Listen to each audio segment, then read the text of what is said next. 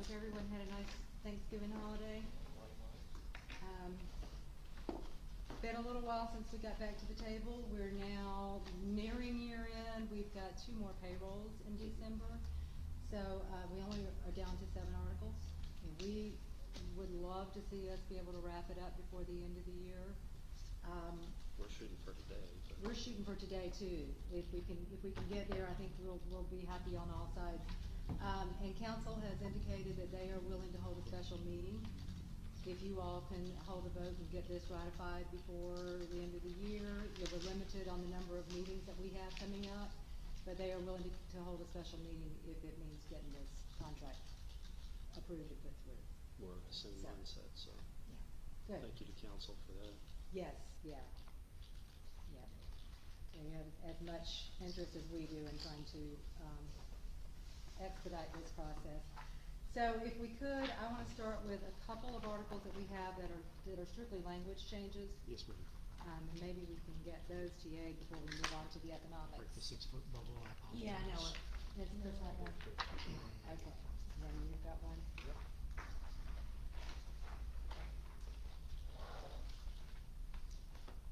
Karen, did you want to state who's around the table? Yep, thank you.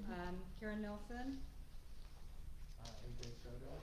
Chris Ambrosio. Elise Burge. David Coville, President, Lodge 17. Steve Amos, FOP. Keith Brown, Lodge 17, favorite. Okay, so if you guys want to start with Article 21, sick leave. In 21.6, we had some discussion last time about the 720 hours and the accumulated hours over 720, how those are paid out and to whom they are paid out and what is the criteria for qualifying. We have added some language here to try and more clearly explain how that process is currently working. We're not making any changes to the current process, but we did add a table to show you all, to illustrate to you all how it actually works. We did add some additional language in 21.6 on the first page of this proposal for vested employees who resign in good standing and elect to defer their benefits. You know, you all asked the question, what about deferred employees? For purposes of this article, they will be treated the same as retiring in good standing. So if an employee is vested but not yet eligible for retirement, they resign in good standing. That means no outstanding disciplinary actions or any other thing on their record. If they're resigning and deferring their benefits, they will be eligible to receive payout under this provision, under this article, the same as if they were a retiring employee. So they would receive payout on the date of exit. So is it from what you just said, is it your approach or stance that an employee who resigns while the subject of an internal investigation, although no formal disciplinary action has been decided and or imposed, would that employee be in good standing or not in good standing? That employee would not be in good standing.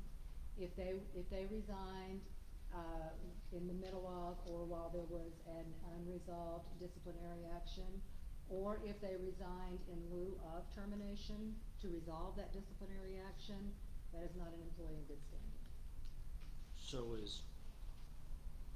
So if termination was going to be the outcome of the discipline, is that a trigger? So what if it was, let's say, some sort of counseling or retraining? Would they still be in good standing? Or demotion? So yeah. Termination is obviously at the very end of the spectrum of progressive discipline. Sure. So, somebody who may choose, let's say, 30 years on their career, they bump into another car and they're the subject of, let's say, some sort of written reprimand for a traffic crash policy, but they just choose to resign whilst that is going on. That would not be an employee in good standing. So that's not good So standing. in that sort of situation, that employee would be, depending on, if they think the outcome, depending on what they think the outcome of the disciplinary action is going to be, it might be in their best interest to stay on payroll until that's resolved. And, and then they can make a determination if they're in good standing or not in good standing. Let me ask this way. So, the employee accepts demotion. Mhm. They're now demoted corporal to back to a patrol officer. They work 3 more months, they've vested, and now they choose to separate from service. Are they in good standing or not? I think that those sort of things would have to be defined on a case-by-case basis. I don't wanna speculate on Okay. how we would apply it to every single possible scenario. Okay. But in general, in good standing is accepted to mean an employee without an ongoing disciplinary action or without a history of disciplinary actions. Well, you can't say history because everybody's through a 30-year career is gonna probably have some history. I'm talking about excessive, you know, Okay. if an employee is in the middle of a disciplinary probationary period or a disciplinary, work improvement program, I think that we would have to decide on a case-by-case basis whether or not that employee is in good standing. I So- don't know how long you guys would have an employee that would build up. It doesn't, it's not a situation that comes up often. Yeah. But with the language that's currently in this article says an employee retiring in good standing is eligible for the 720 hours. We've used that same language in trying to address the deferred, employee. Yeah. Same thing. And we're just, I guess, just trying to drill down what the good standing is. There's no clear definition in any sort of the code. It doesn't appear in the pension code, it doesn't appear in our general orders, it doesn't appear in any city policy. So I appreciate the clarification, Yeah. and I agree, we could sit here and spitball and what if this to death. Uh-huh. We're gonna get You're this going to here. be asked, so I believe that we could add some clarifying language if that would, but, you know, Chris and I would have to go back and talk about what that language Again, I mean, cause would to need me, be. an employee that's under an investigation discipline has not been imposed. So therefore, it's not a disciplinary action. And in fact, if they resign prior to the completion of any sort of internal investigation, or any sort of investigation for that matter, even if it doesn't rise to the level of, or if the chief doesn't order the internal, would technically not be in good standing under your interpretation of it, but there was no discipline imposed. And I But guess, if and it- again. if it's ongoing, then you do not know the outcome of that disciplinary action, so you couldn't assume that they would be in good standing. Correct, but, you know, and then that's the thing, but at the same time, if you had an employee resign the day after a departmental complaint was initiated, if the internal investigation hadn't been initiated, technically you can't issue discipline without an intern. Right. So if the internal hadn't been ordered, trust me, it's a whole Right, big you're gray right. area, I mean, yeah, but I I don't think for wanna the speculate purposes. too much on how we might address those sorts of unique situations. Chris, did you Yeah, have? so let me throw this out there. Instead of trying to define it, I think it can be troubling if we try to define it in writing, because Mhm. there's so many factual situations. I mean, we could come up with variations of the first example you gave, but I'd be hesitant to actually try to draft something up, because we can't account for all the factual scenarios that we can't even Right. foresee what they may be. Right. But at the time, who would be making the determination of good standing? I would say that would be, as determined by the city. That might be the chief, it might be the chief in conjunction with the human resources director and the city manager. Okay, so that's what I was thinking, is that there's gonna be so many, multiple people involved. Mhm. It's not left in the discretion of just one person. No. And I was hoping you were gonna say that the chief is involved in that. Sure. I mean, he should be, but Mhm. when it gets to that level. So, I mean, I'd be hesitant to try to define good standing, because I wouldn't be able to account for all the possible factual scenarios. Right, I mean, obviously it is subjective, but let me ask you this, in 21.6, which is existing language, it says, I'm sorry, I'm looking where it says, the first time we say good standing. It is in 21.6, to any employee retiring in good standing under the city's pension plan. That language has been in this contract for decades, probably. I know it's been in there. And we were for a actually while. trying to figure out how far Have- back it could go. Have you ever had any challenge to that or issues with that language? Well, I think it comes back to the basic premise from our last meeting. We didn't know that this 720 hours was even being paid out to somebody Right. that left prior to 20 years. And it has been, Right. for your information, I did look back at recent history in the police department. We've had, several who have retired with excess of 720 hours. One, I have a couple of examples, but one of them had less than 20 years. Okay. One of them had more than 20 years. So the person who, I'm sorry.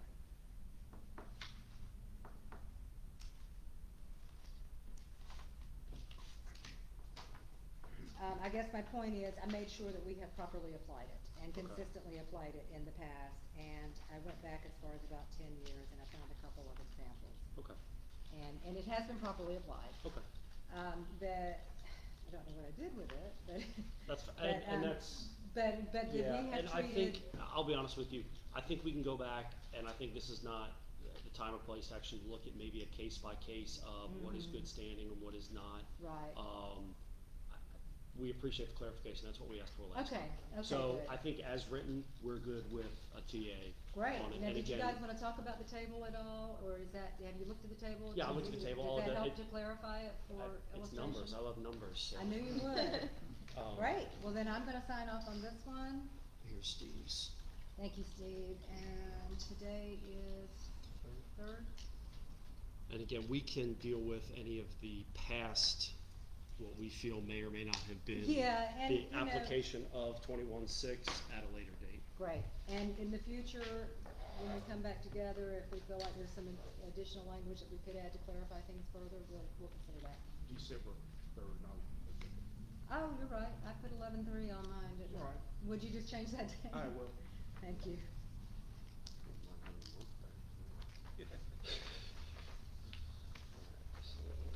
I can't believe it's December already, I guess, I'm still in denial.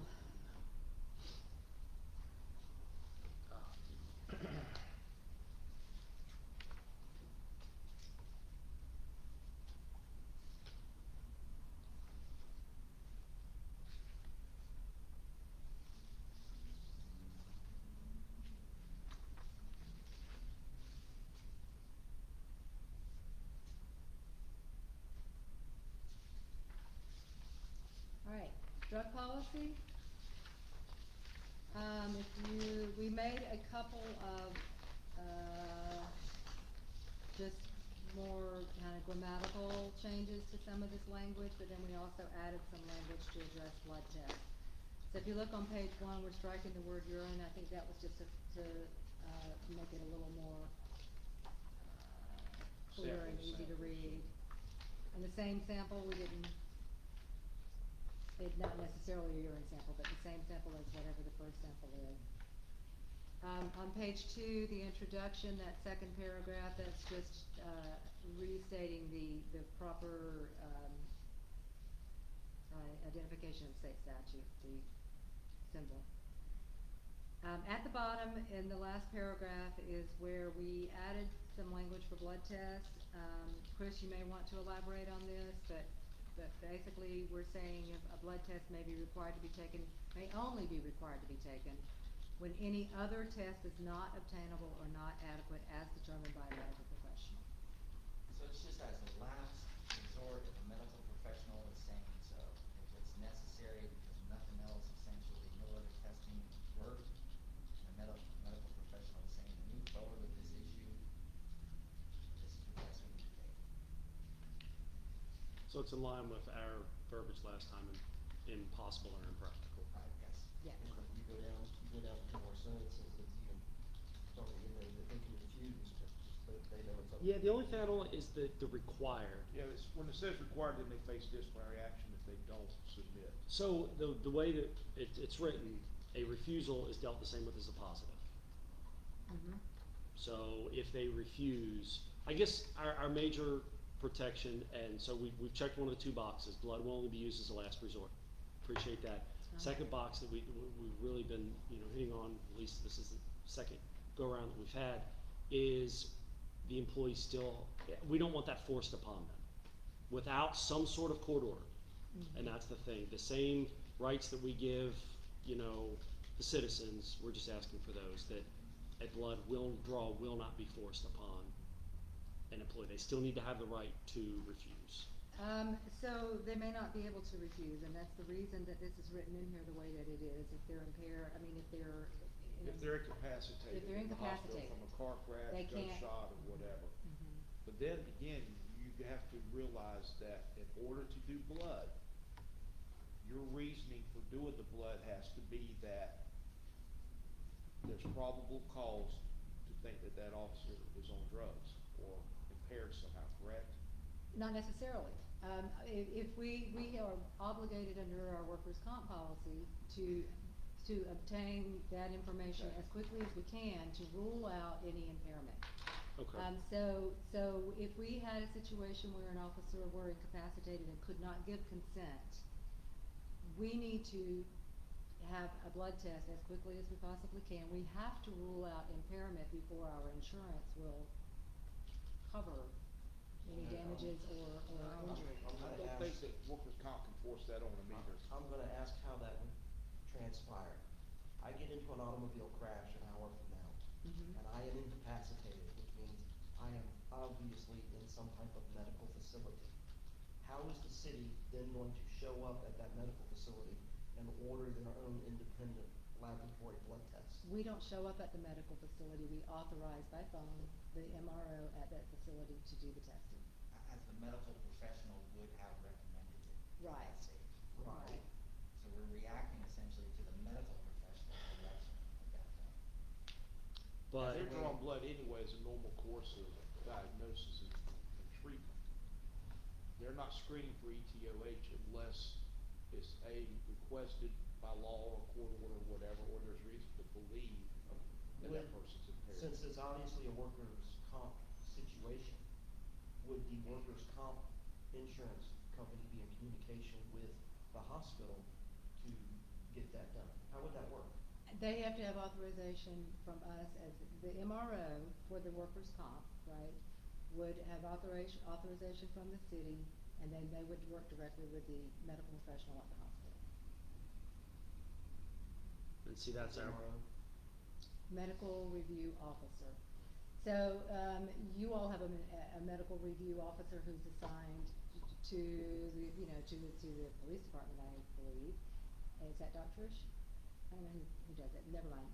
But anyway, House, isn't it? is it Kevin Holhealth? Yeah, I think it's Okay, so, we also have an MRA who's assigned, for our various insurance policies and workers' comp. And when we send somebody for drug testing, the facility that we send them to, which is a city authorized facility, will have an MRO that is authorized to make decisions on behalf of the city. So in a situation like this, they will call the city and we would be in touch with them, and we would be communicating with them, they would be communicating with the other health professionals at the, whatever facility it is that we are taking the employee to. But absent of any sort of, even your burden of proof in the contract is reasonable suspicion. So absent any reasonable suspicion, what would trigger the blood draw?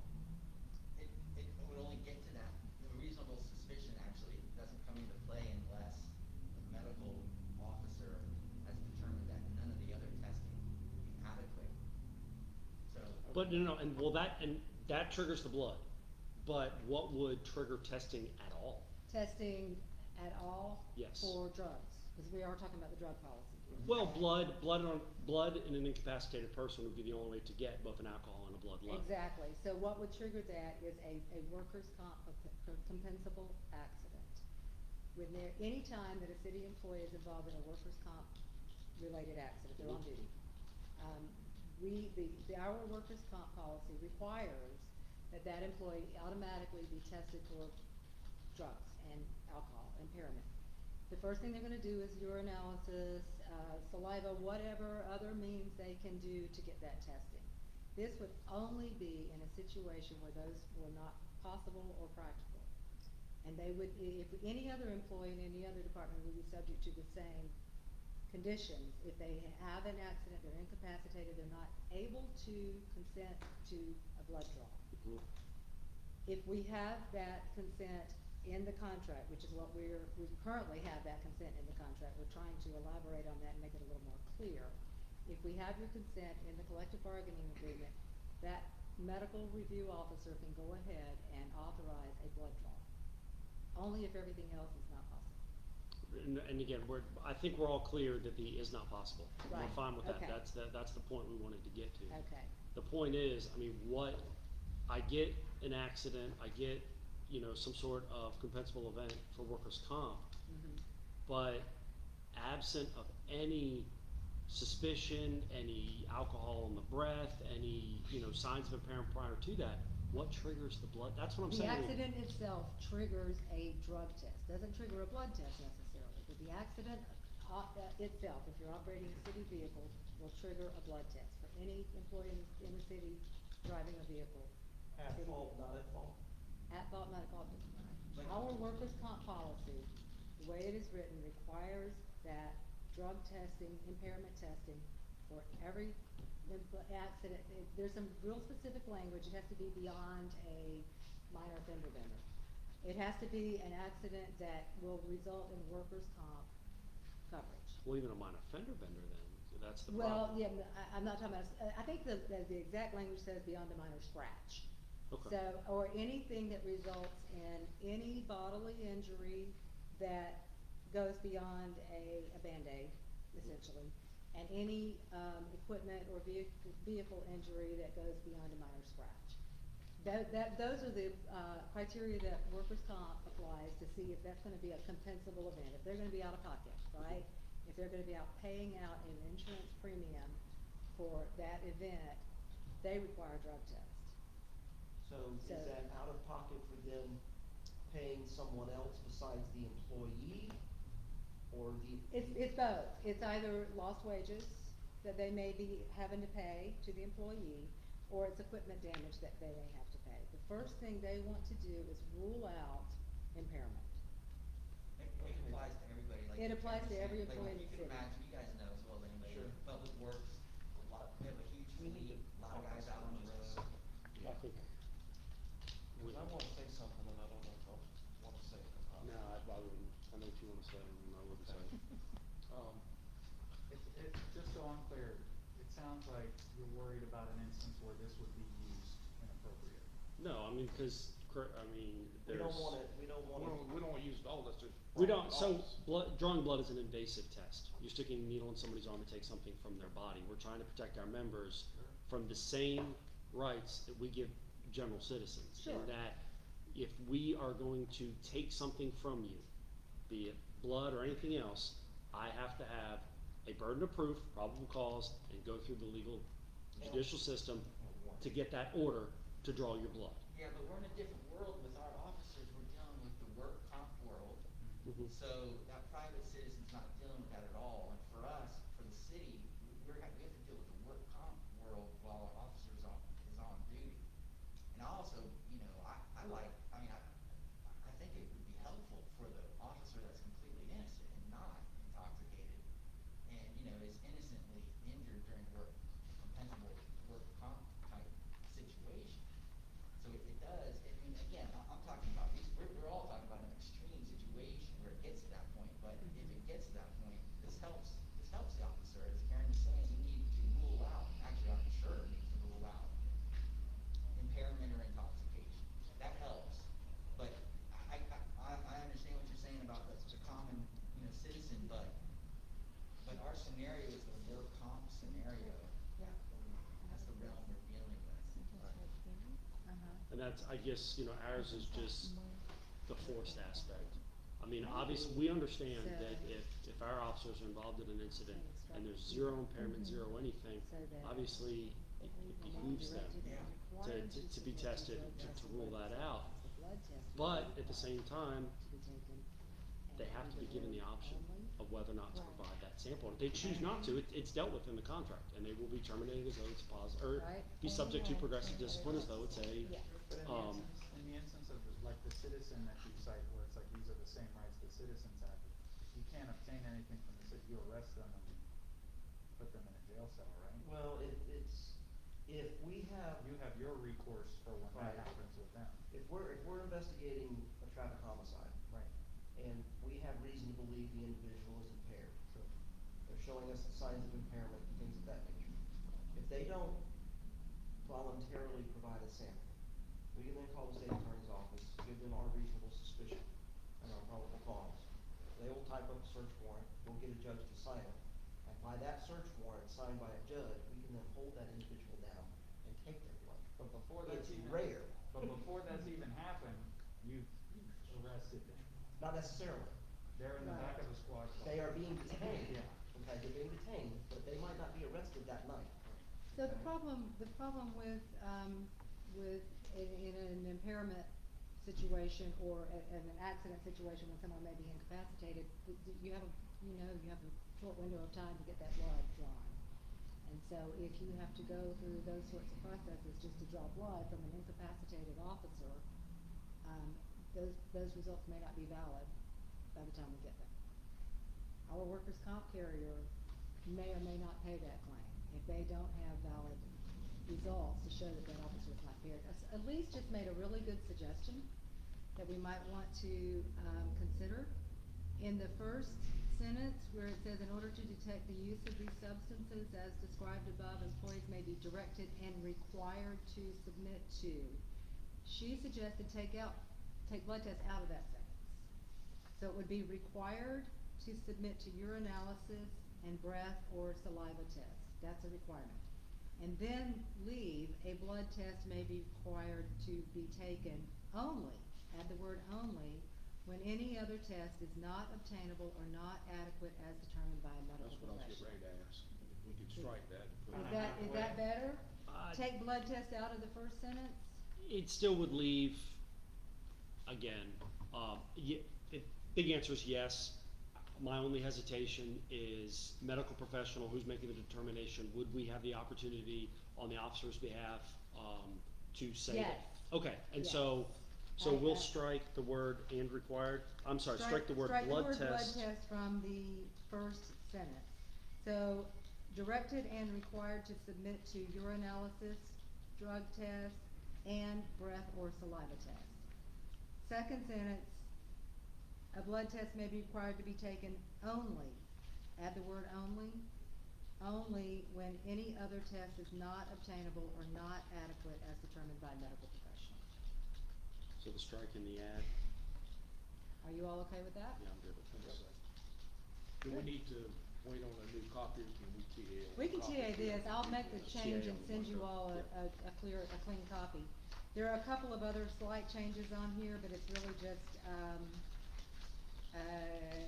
Chris added the word unsteadiness on the next page. Yeah, what was the reason for that, if you don't mind me asking? 'Cause I mean, Yeah, because I found. When you got et cetera, that pretty much covers anything that would be considered impairment. Yeah, I found it Stuff somewhere else, over and there. I'm sorry, I wrote that so long ago.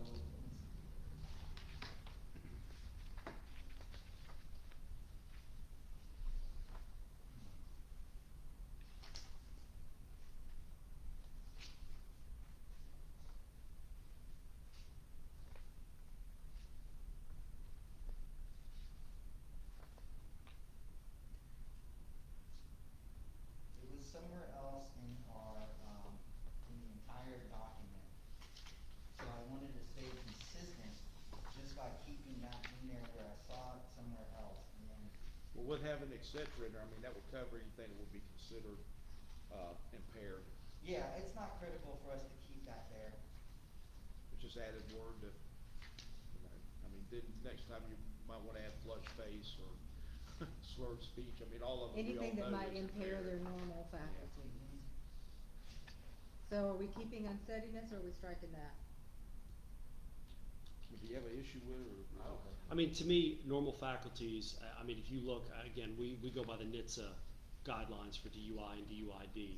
I mean, there's 400 different. There's a million. Yeah, Yeah. there's a myriad, so, I mean, we're basically, as Steve said, the et cetera covers everything. I mean, you can go drowsiness, blurred vision, flush face, unsteady, Yeah, yeah. it can go on and on. It can go I think he was on and picking on. up the language from maybe some other place where it's Another- referenced. yeah.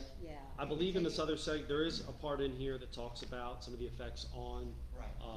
you- I can't remember what section or what article it was in, I was just trying to stay consistent, but I do agree that normal faculties, when that's talking, when we say may impair their normal faculties, that covers.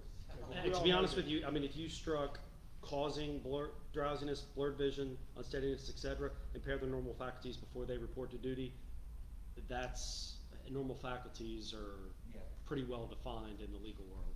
Yeah, and we deal with. We all deal with it daily. Yeah, we deal with it, what's normal, what's not. So and- that list of things that you just mentioned, is that anywhere else in this policy, or is that something we would have to reference maybe by? Well, impairments, they're all over, so. That's a good word for. But is it in this policy? Is, you know what I mean? If we don't have Yeah, without some, having the computer to. I don't think it Fill it hurts to up. leave it here. It's just trying to offer some examples of what that might mean. Yeah, I mean, I can't remember where I found it in there, but yeah, it was, I thought enough of it to add it because it was distinct from what the other two words were, drowsiness, blurred vision, and then in terms of a physical unsteadiness, that makes it, that's a distinct, distinct, characteristic. I'll, remember where I mean, found it. I'm fine either way, but to me, the bigger word in that whole sentence, the one that carries more weight for me, is just the normal faculties. I mean, again, you can pick out as many descriptors or general indicators you want of any of the drug categories, and they're all gonna fall under what is normal Compared to faculties. normal faculties. So, I'd say just leave it in. just leave it the way it is? The way, Normal faculties is kind of. Yeah, I mean, that covers it, I mean, normal factors is what they are. yeah, but do you all have any objection to leaving it the way it's written now? No. Okay. No. As long as we agree that you're just giving a few examples. It's just a few of- examples, we're not trying to, and it's, that's why the Right. word, the et cetera is there, just to be clear that we're not trying to be all inclusive. On C, blood test, I'm sorry, C test, again, we probably need to revisit the blood specimen. It says whenever an employee or applicant is required to be tested, she shall provide breath, saliva, urine, or blood tests, or blood specimens as directed by the city contracted collection testing facility or I medical think it can professional. stay, because you're just describing. Because we've already determined Yeah, the MRO would the have said. conditions under which a blood test would be required. Okay, so you're all comfortable with that?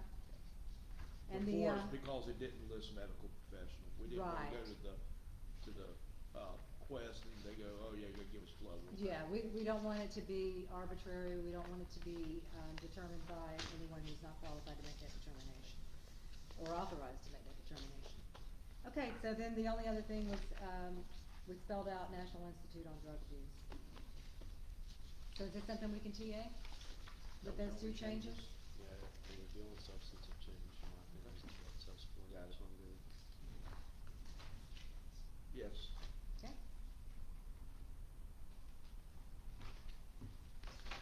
December 3rd. December 3rd. Thanks, Elise, that was great. Thank you.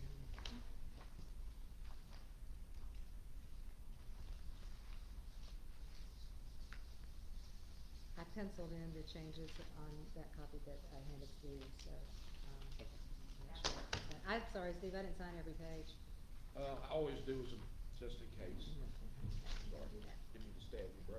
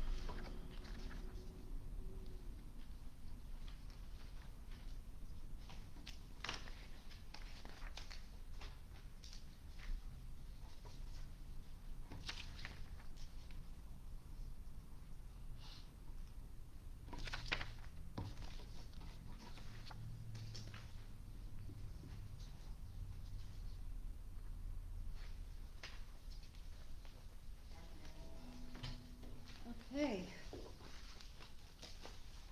So we're down now to, 5 articles, 4 of which are economic and 1 is the, duration. So we would like, we were gonna go through these one at a time, but we would like to, offer these as a package. meaning that if we can't agree on the 2-year duration, which is still our proposal, then we may have to go back and make adjustments elsewhere in some of these economic articles. So, does everybody, am I clear? Am I being clear? We are, but I mean, from the beginning, you had said that the uncertain economic times, we came all the way down to 1 year, which is the optimal situation for. Which is what y'all were asking for, now you're saying. We were you asking want for it. We didn't ask for 1 No, year. well, I'm Yeah. just saying, but the reason you offered 2 was our initial proposal was 3, you guys said 2. We agreed that we're in, unique economic times, so we offered the 1 year, and now you guys are going back to a 2. We particularly are not interested in coming back in 1 year and trying to resolve these complex issues that Well, neither are we, that but we we're also- debating now. Could be less than a year. Yeah, it That's would fine, be, but we would have your to second start- year offer was status quo, we would so have that's to- why we took it off the table. We would have to start now. Okay. And we're not prepared to do that. We don't feel like that, A, is enough time for us to get to bounce back, to get the financial indicators that we need to start over for a new year. Another advantage is LIUNA expires in 2 years. And so if your contract were expiring at the same time as LIUNA, that would put us in a better position to evaluate the financial condition as we are renewing both of those contracts for a 3-year period at that point. Wanna take a look?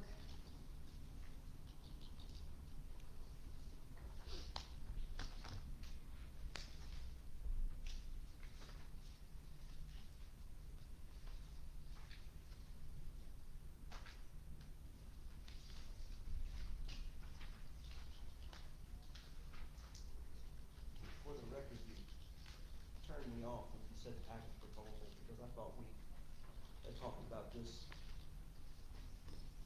and the ways of the past and offering package proposals, and it just don't sit well.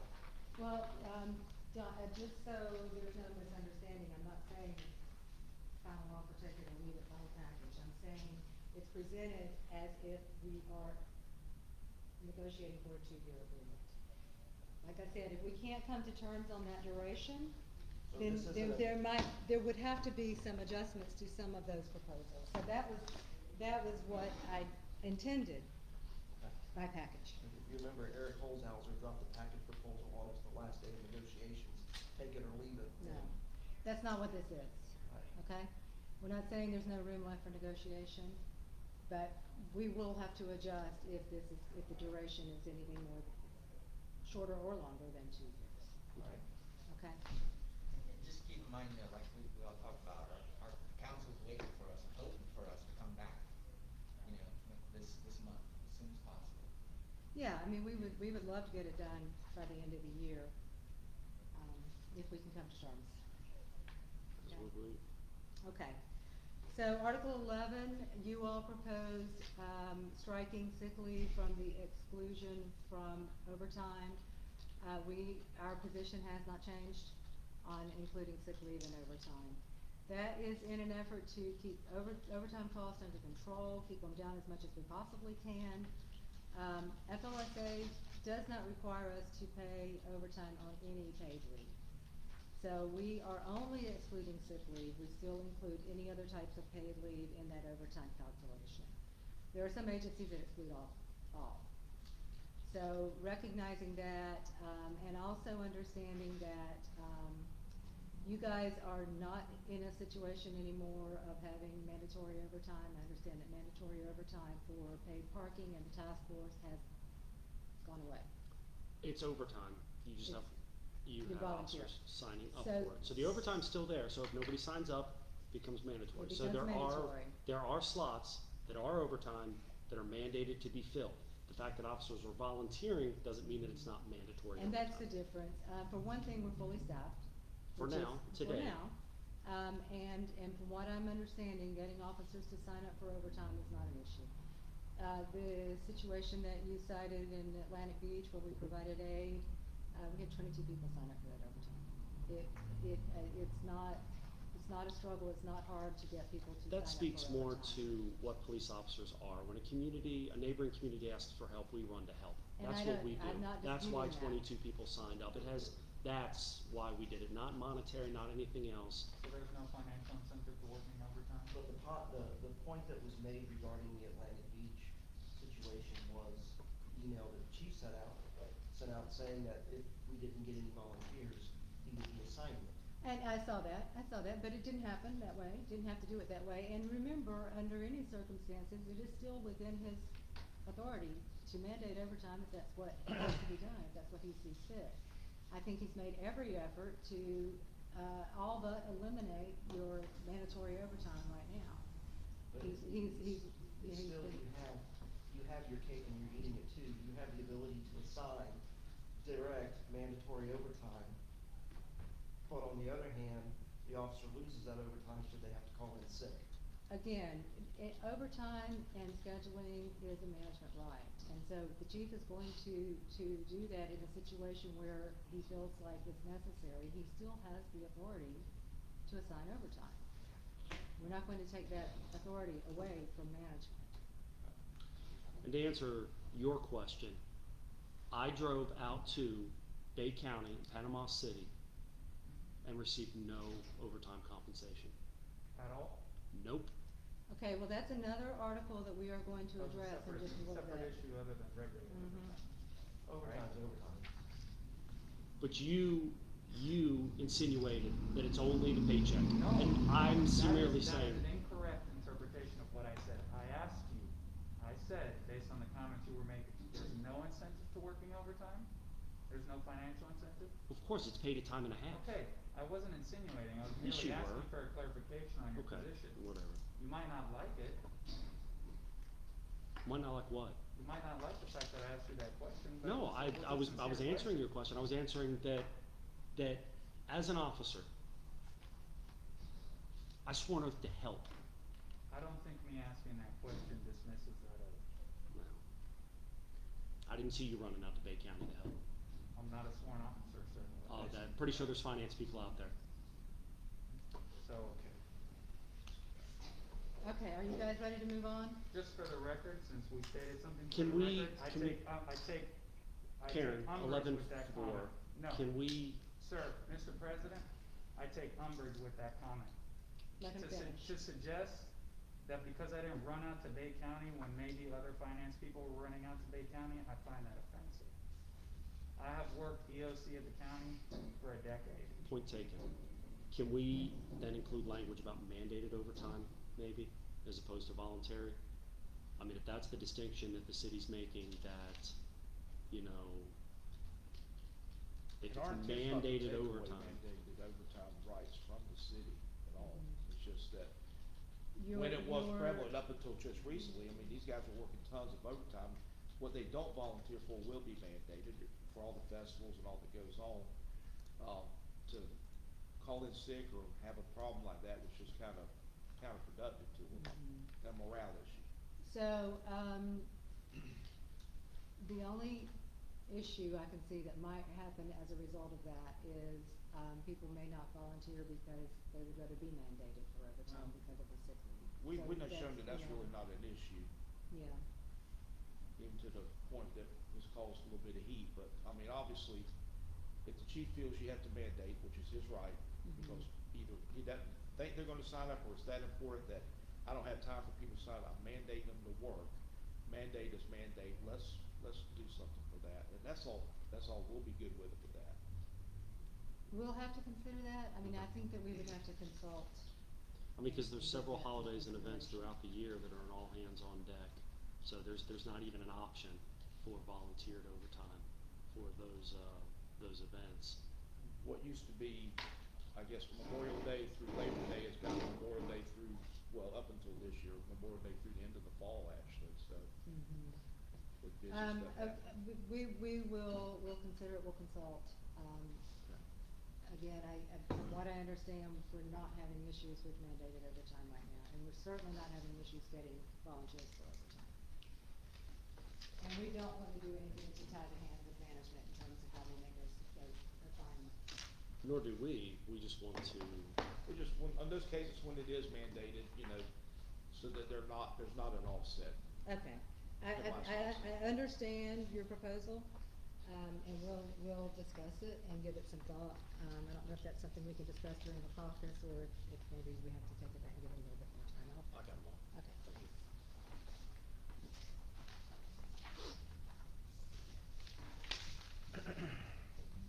This is position classification and pay plan. This is the article that addresses the new provision for special assignment and emergency management pay. So if you wanna start with special assignment, this proposal is the same as what you saw before, except we increased the $30 per pay period for special assignments to $40 per pay period.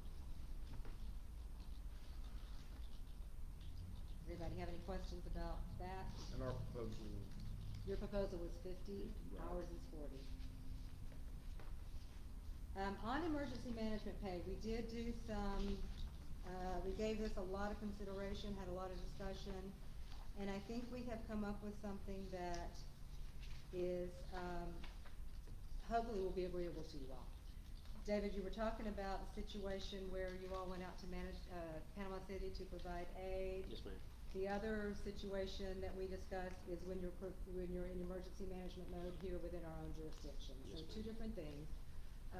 But they both really are related to, in general, kind of sort of a suspension of some of the regular operations. We go into an emergency management operation.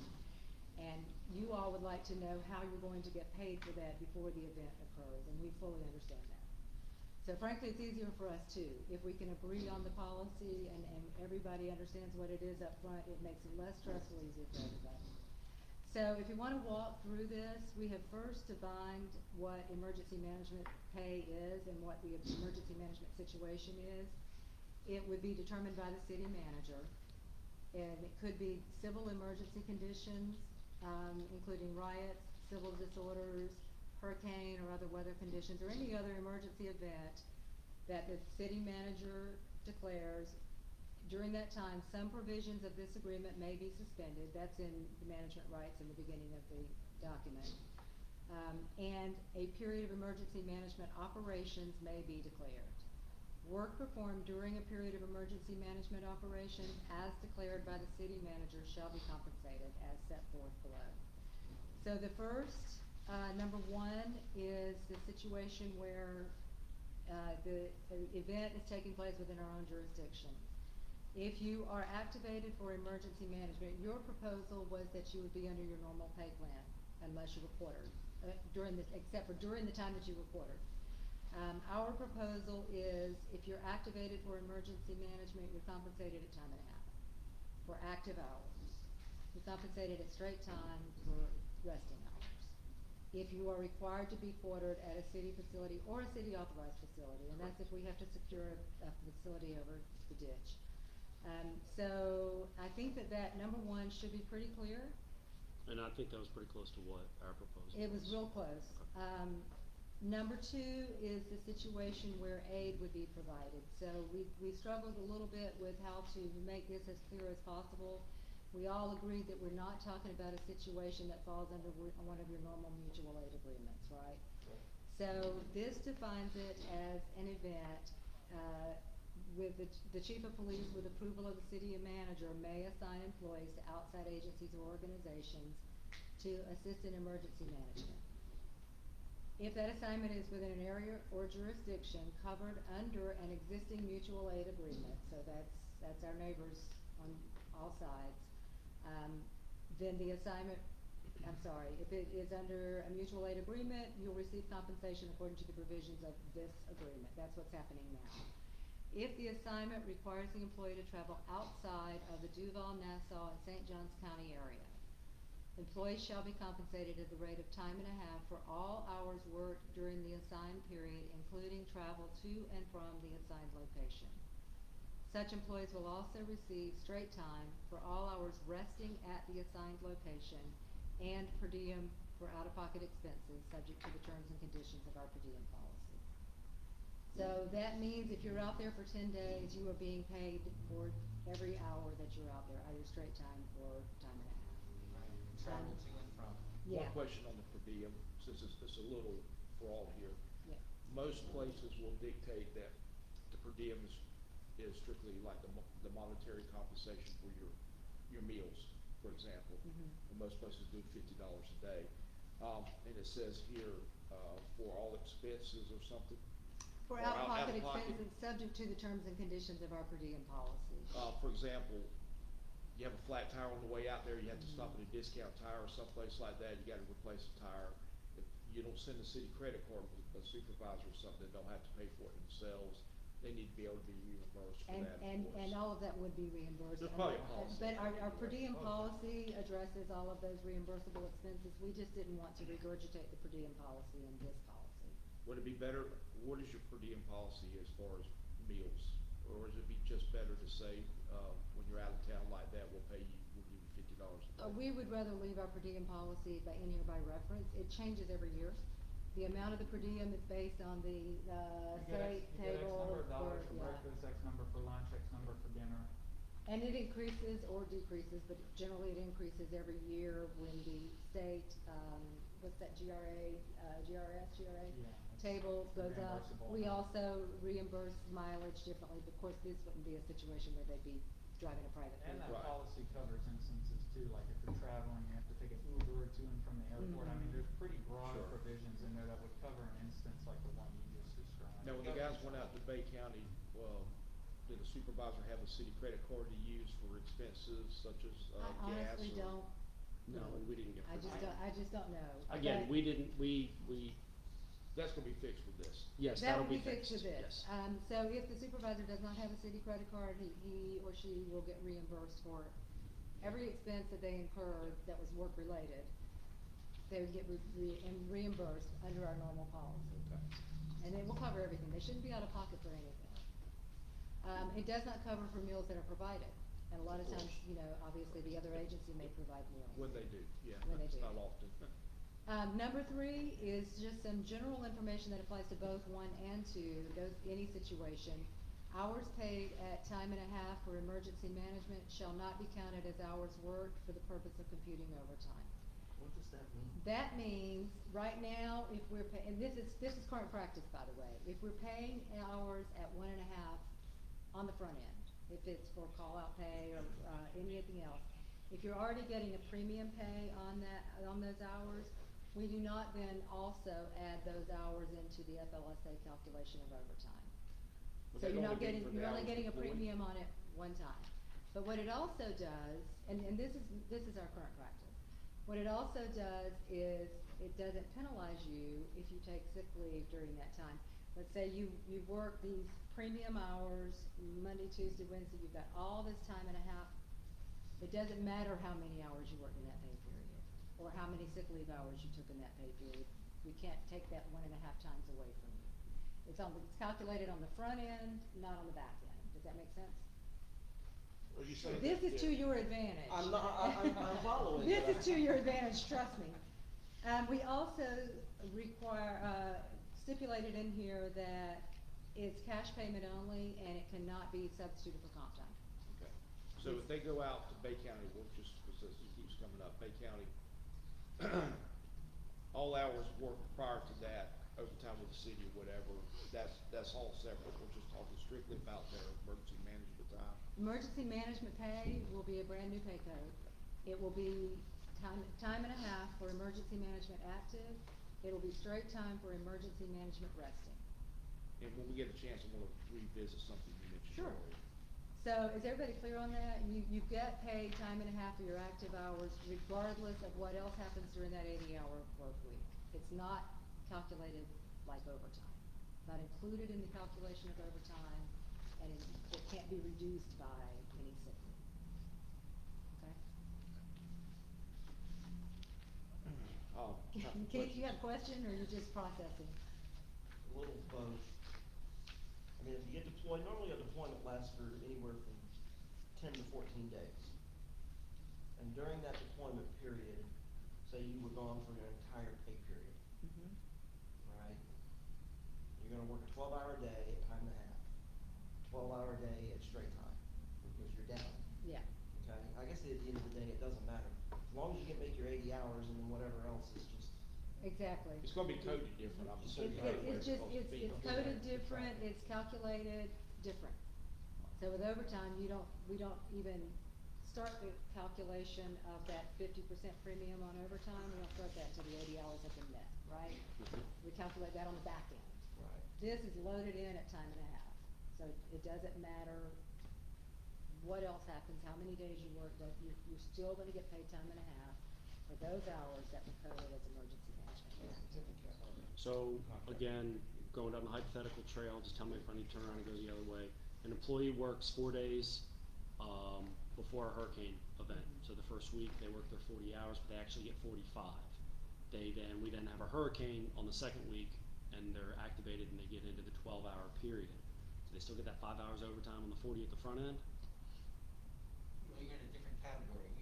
Now you'd be in an emergency management category. Correct, but let's say, cause we I see do what you're 12. saying. Say they had, Burned before they the wouldn't emergency get, the emergency management is coded as emergency management, it's not coded as regular hours. So you gotta get 80 regular hours. Or. So they would, right. so they would lose that 5. They would lose that 5, but they would gain all the time and a half I'm hours not, there, I just yeah. want, just for clarity's sake, so Mhm. if the. Because if they're not working regular hours that are subject to the overtime calculation, it's Okay. not gonna count toward the 80 hours. Okay. These hours are not subject to the overtime calculation. Cause that's what happened with one of the M storms that was here, was that Matthew? Yeah. Matthew. Maybe, yeah. Matthew was a split right around Labor Day, and I remember we had officers that were overtime for the first week, but then the second part of the week is when the tropical storm hit. Yeah, and it winds up, it still winds up working out to their advantage. I mean, it's better than if they had worked that week at regular hours, especially if they didn't work the full. And I misspoke, that was actually Dorian. I've lost track of all the storms. I get you. Okay, so I just want, so essentially, if in that first week they don't work 81 hours, regardless, they're not gonna see overtime for If they don't and I work it within understand that first week, yes, that's Okay. true. So, Okay. yeah, it takes those hours being coded as regular hours or compensable leave, such as vacation or, comp time, personal leave. Those are subject to the overtime calculation. This pay is not subject to the overtime calculation. Okay, so, But trust me, it's to your advantage. And we're it's not- going to be paid out in a different, It, so is it pensionable, is it? it's all pensionable, absolutely, yeah, yeah. The only difference is it's not included in the overtime calculation. And that's the way we treat every other premium pay that we have right now. If it's loaded in on the front end at time and a half, it's not then added back into the overtime calculation on the back Okay. end. Is everybody okay with those provisions, understand? I got some questions we'll talk Okay. about. Where it talks about being able to suspend the contract under certain civil disorder, it's in 3.8. Yeah, it's in management rights. But and I apologize to everybody here right now in advance for not seeing this before, because we've really never had the issue till COVID come around. To suspend the contract, you had to have obviously a good reason, a pandemic, a calamity, something just totally unforeseen.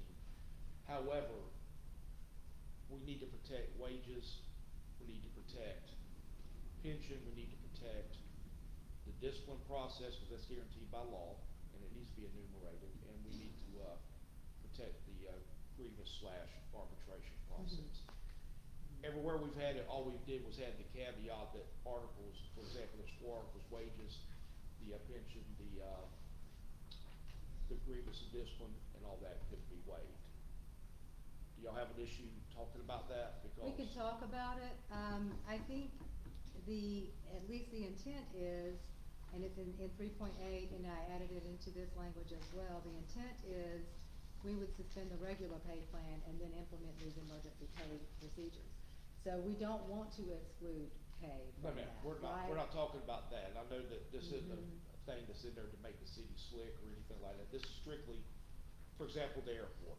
I have the airport contract. Mhm. With the pandemic, what's been affected more than anything, travel.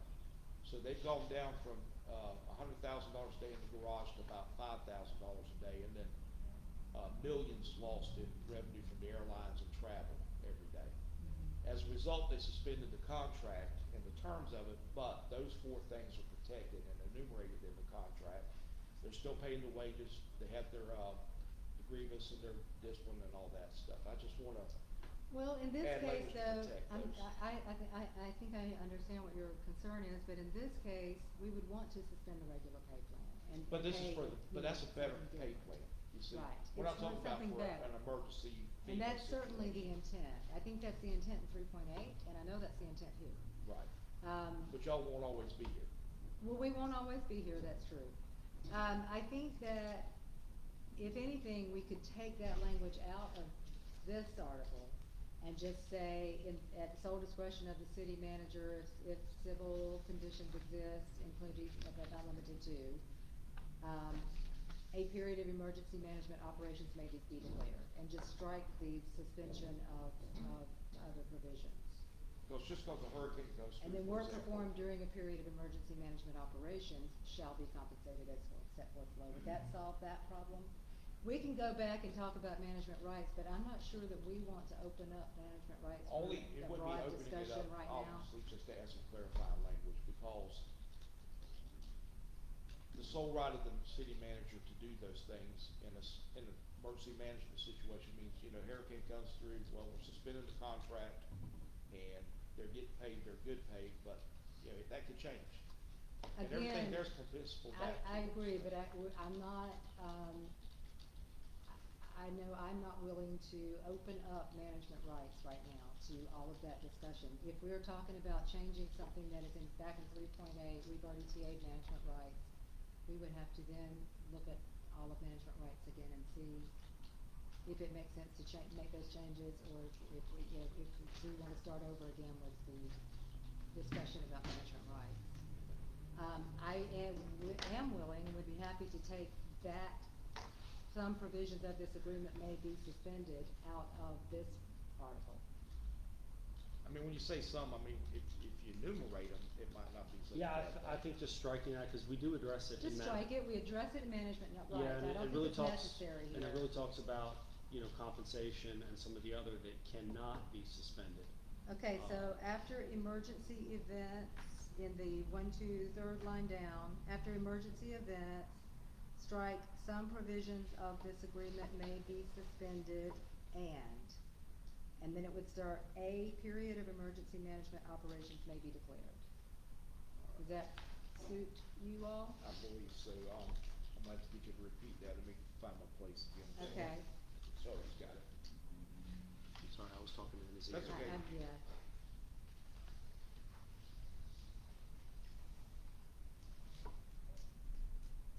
So if in the sole discretion of the city manager, it is determined that civil emergency conditions exist, including but not limited to riots, civil disorders, hurricanes, or other weather conditions, or other emergency events, a period of emergency management operations may be declared.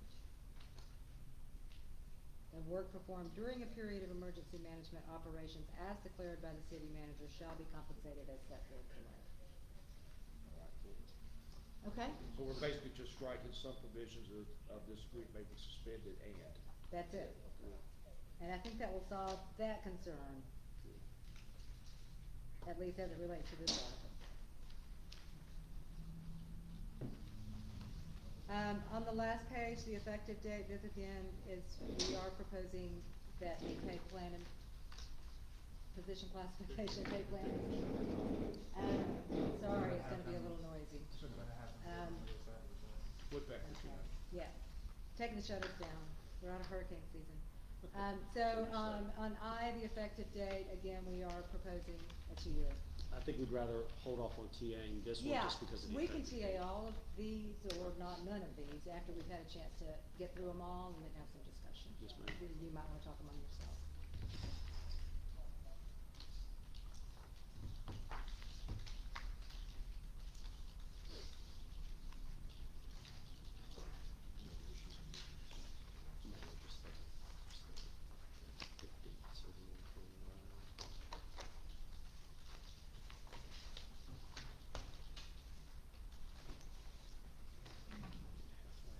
Thank you.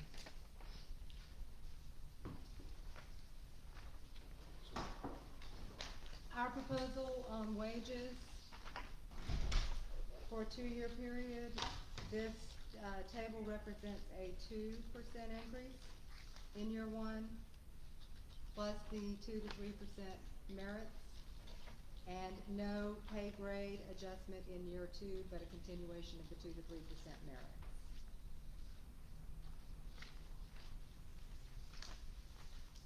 Pretty straightforward. I know you all will want to consider it, especially in conjunction with the other proposals, but if you have any questions, I'm happy to answer them.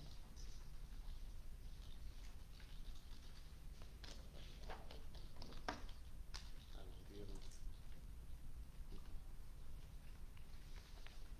No questions, but like you said, we'll consider it as part of Of the overall. holistically all the other articles. And again, you know, there may be some room for further negotiations in some of these areas, but, we are presenting these with a 2-year agreement in mind.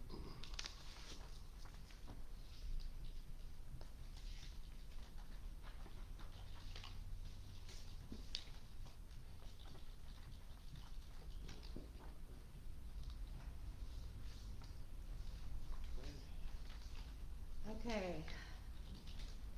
That means we're down to pension. There are a lot of red lines in this document. Almost all of them are strictly language changes. But before we start talking about that, we looked at your pension enhancement proposals. We ran the numbers, we discussed it, we talked with council, we talked with administration, and our position is that we do not feel that it's the right time to make any enhancements to the current pension benefits. I know that's not what you all wanted to hear. I know you did the hard work. But we feel like not only in the current economic conditions, but we feel like right now we're in a good competitive place in the market. Our pension plan offers a good benefit when a lot of other plans are going away from defined contributions, defined benefit plans. A lot of other agencies are moving away from that. So we're happy that we're still able to offer a defined benefit plan. We've kept the employee contributions at 7.95% for years now. City contributions continue to escalate at a rate of about 12% a year, and that's without making any changes to the plan.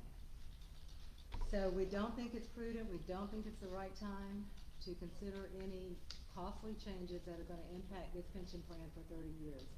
Right now, it's a healthy plan, it's 89% funded.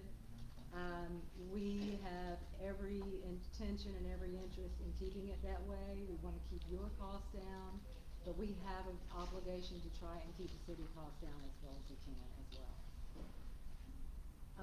The one, on 29.12 on the last page, the buyback, we showed you language last time that presented a buyback plan for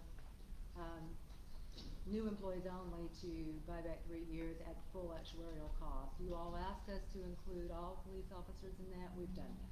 Yeah. So the one thing though that unfortunately we have not been able to do is include corrections. Okay. Corrections is the statute. It's a separate statute It's a separate as law statute, enforcement and officer. the 185 very narrowly defines police officer, and corrections just don't fit the definition. We would like to be able to provide that, honestly. I know we've got some good officers that came from a correction background.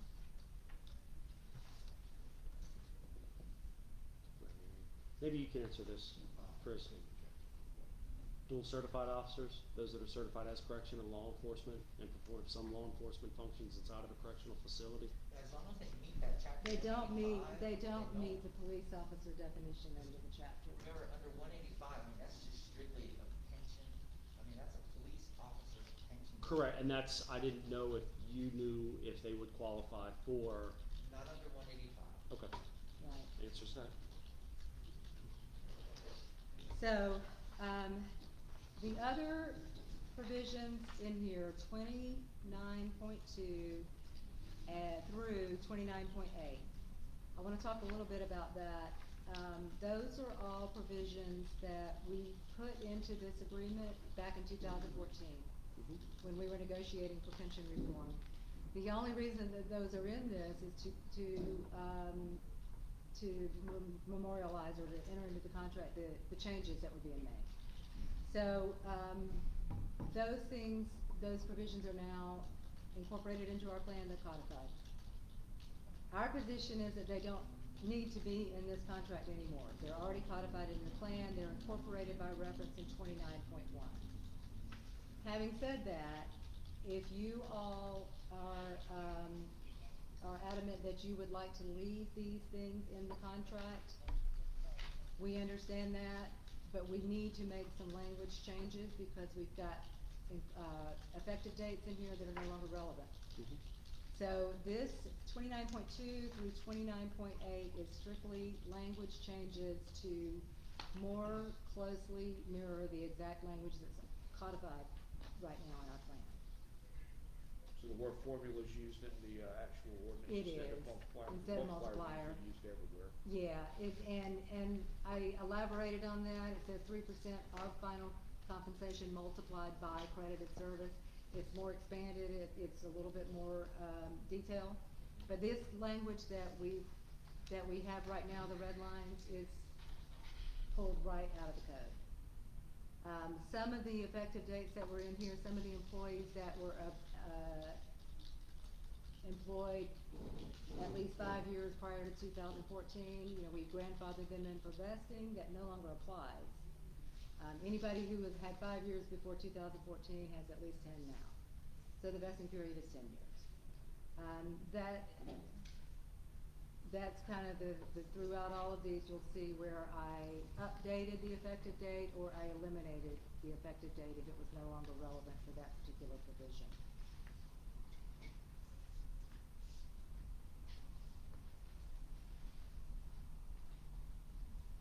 Y'all wanna walk through them, or do you wanna just take some time and look at them, or ask me anything you My want? only question is 29.2. Okay, Second line, earned on and after. yes.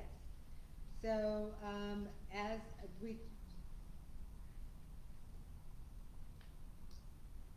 I'm sorry, June 23rd, 2014 is when we placed a monetary, the $90,000 Yeah, the maximum 90/90 benefit. cap, yeah. So prior to that, it wasn't, that the cap was different, right? Correct. So anything earned prior to June 23rd, 2014 is not subject to that cap, it's subject to the old cap. So this is making it clear that any benefits, when we calculate your benefit now, if you retire now, your benefits prior to 2014 are subject to the conditions that were in effect prior to 2014. Benefits earned after the only people that this would impact is if someone who had reached $90,000 Mm-hmm. prior to 2014. Correct. They had $95,000 in their benefit already. That's nobody. It is nobody, but I left it in here because I wanted to be clear that these there are still some differences that will apply depending on your years of service and your particular position. You're right, Keith, it's nobody. But this protects those people who may have already had a benefit calculated at $95,000 before 2014. They would not be subject to this cap. It's only for the people who, their benefits after 2014, retirements after benefit. Retirements after 2014 would be calculated with a 90,000 cap. Yep. Benefits earned prior to that, if they exceeded that cap, they still get that prior benefit. Okay. And that's the only instances where that 2014 still needs to remain. And that'll disappear It'll in disappear when your 4 years when we employees- don't go back 10 years. Exactly, Correct. Okay. yeah. And as your employees, we get further and further away from that 2014 date, it won't apply to anybody anymore because of just the time.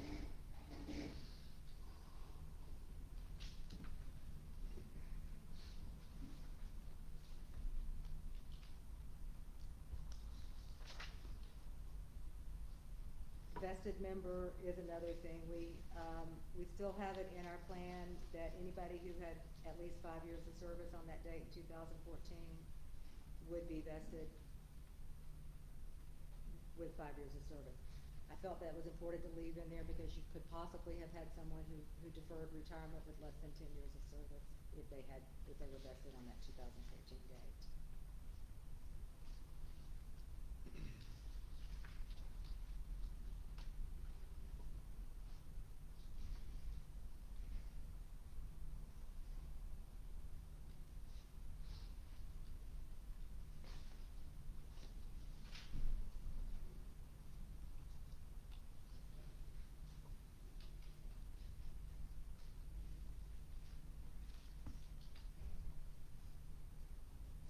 struck 29.7 because that doesn't apply to anybody anymore. That was people who had, reached 62 with 25 years of age prior to the effective date. It no longer has any relevance really to this, so.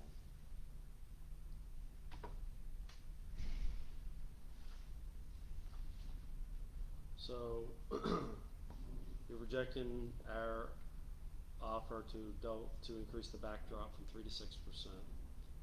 Rejected our offer for half of the Chapter 185 monies, you're asking for half.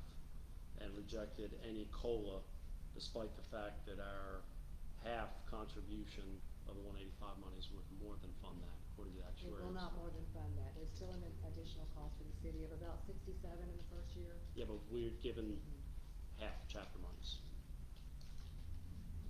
We're using those chapter monies now to offset city contributions, so if we were to pull a half of that out of there, that would not cover the cost.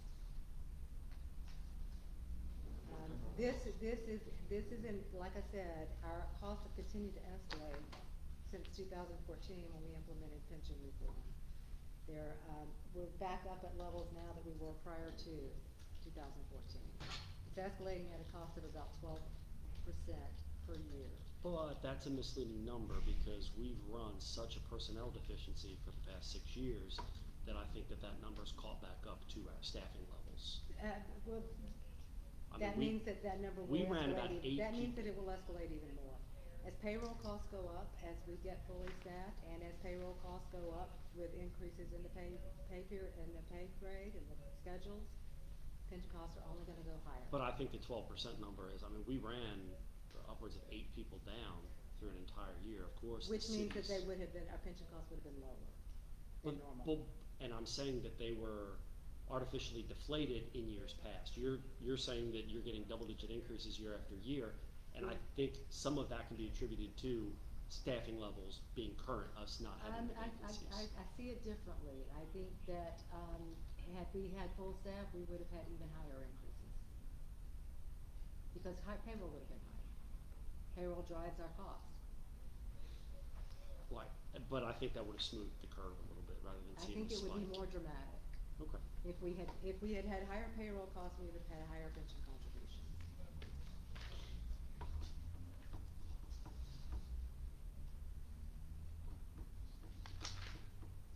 So, and keep in mind, over the past 12 months, the cost of living index is what, 1.2? 1.2, so, we just don't feel that it's the right time to make those kind of enrichments to pension benefit. When we make any kind of changes to pension benefit, we have to be prepared to live with that for at least 30 years. It impacts cost exponentially in some cases going forward for a very, very long period of time.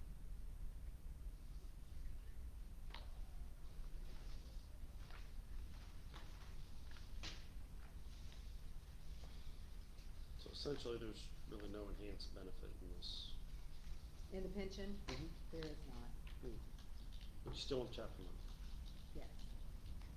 We have mutual agreement that those chapter monies are used to offset city contributions, and we said up front, if we were to agree to something different, we would have to make adjustments somewhere else. That would be a large cost to the city.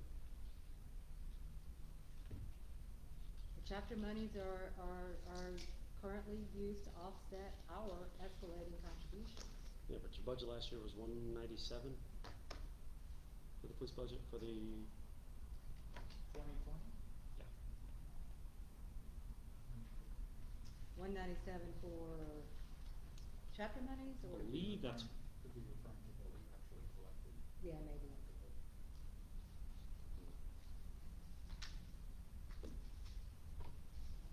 How many millions did we say? Over $4 million since 1996. Saved in what way? No, chapter money that the city's taken from us over the last. The city hasn't taken that chapter money from you. I use that term a little loosely because I keep coming back to the days of being the last day of negotiations and we're backed into a corner by either Tim Strong or Eric Holzhauser with their package proposals, and they're holding out for the the chapter money. And what I find ironic is we are ending this session talking about chapter money, when we wanted to use part of that chapter money to help fund the benefit. I understand. Overfund the benefit. That chapter money is taxed on premiums collected in the city of Jacksonville Beach that are intended to be deposited into the pension plan. That's what they are for. That's what we're doing. That's not what it's sold. In exchange, we have to provide at least the minimum benefit as required by chapter 185. Mhm. We're doing that. We've exceeded the minimum benefit in the multiplier for years. Mhm. So we are providing that minimum benefit, we're meeting the criteria of chapter 185, which means our plan is eligible to receive that money. Mhm. And our agreement is that the city will use that to offset city contributions. If we did not have that agreement in place, we may have to ask employees to pay a higher employee contribution. We have to do everything we can to keep our costs within reason. And that's kind of what we did with our proposal on the cost of living increase. And again, I mean, the buyback was $17,000 a year, I think, was what GRS came up with. And that was rejected. that was with using chapter monies. No, ma'am, it was not.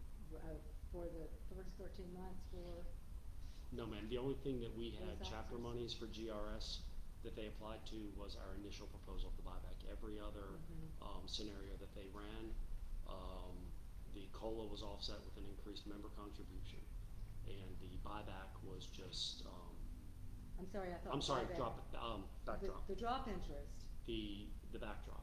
the backdrop interest and the COLA were offset by other means, but the buyback, as I. The buyback, obviously, when we had the GRS run the numbers, and that's already been dealt with the actuarial 5-year finance, and, you know, we're happy that we have that option to be able to offer as a recruitment tool, and to some of our current people that can take advantage of it that are early enough in their careers. However, like I said, half of the chapter money was more than funding, the COLA. But the reality is though that it still would cost the city an additional $228,000 if all of chapter monies were to go away. It would be a hit to our general fund of $228,000. We already have costs that are increasing at an exponential rate. So that's if you were not getting any of the chapter money. 228, so it's 114.4 for half of it. Mhm. And our costs are out of control. We're paying 15% into your plan, you're paying 7.95%. Mhm. We feel that is a very good employee contribution rate for you. We're trying to do everything we can to keep that 15.2% for the city's contribution from growing and growing and growing. And what's that amount that GRS found in reserve? That was misapplied? $153,000. Was it 150? 153. And that's gonna be applied this year? It'll be applied next year. Okay. We're better than the Towns. Yes, we are. Okay. Like I said, I know it's not what you all were hoping to hear. We are looking at trying to control as many costs in the general fund as we can right now. Our general fund is down over $700,000 this year in tax revenues and state shared revenues. We're taking a hit, and the pension costs are a direct reflection of the market as well. So we don't know what kind of numbers we're gonna have in the interest rate in the upcoming year, the actual earned rate on our pension investments. If those rates go down, if we are earning less, then the city's gonna have to contribute more. We just want to get through this economic turndown, have enough time, enough information to reevaluate whether it makes sense to enhance any of the pension benefits. Sounds like you just made my argument for 1 year, but, do you guys wanna caucus? No, we can adjourn.